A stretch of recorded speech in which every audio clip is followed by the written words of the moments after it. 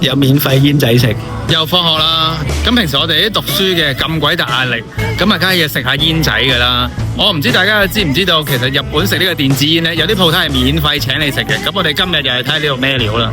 咁我相信 IQOS 呢個電子煙嘅品牌咧，應該好多人都聽過啦。咁據我所知咧，喺心齋橋裏邊咧就有2間 IQOS 嘅專門店嘅。咁我今日嚟呢一間咧就係比較新嘅。咁佢就淨係得 IQOS 嘅 lounge 呢一個部分嘅啫。咁佢就基本上係唔會賣煙同埋唔會賣機器嘅。主要嚟講咧，你只要係 IQOS 嘅會員嘅話咧，你都可以入去免費食下佢啲煙仔，又有嘢飲又有成咁。據我所知咧，如果係2樓仲有雪糕，5點之後咧好似仲有酒俾你飲添。但係當日就唔知點解個 server 好似 down 咗咁樣，我個 account 一路登入唔到，所以我就暫時上唔到2樓。我見到在場咧就有 Telia 呢個牌子嘅電子煙俾你試食啦。咁啊一場嚟到，梗係唔好蝕底，食翻佢1-2支試下味先啦。你睇到我樣幾咁開心，行下街攰攰地入嚟食口煙仔，仲有免費茶俾你飲下，呢個體驗真係過癮到不得之了。佢哋而家仲搞緊活動㗎，只要你 scan 呢個 QR code，你註冊埋做會員，你仲可以抽獎，抽中咗仲有旅行俾你去埋，問你死未？但要留意翻2樓嗰度，除咗登記做會員之外咧，你仲係要長期居留日本嘅身份，你先至可以上去嘅。所以一般遊客就未必上到去啦。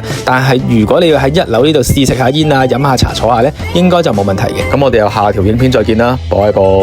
所以大家下次離開日本都可以嚟 IQOS 呢間專門店，有免費煙仔食，仲有嘢飲送埋俾你添。仆你個街，連個洗手液都係名牌子嚟嘅。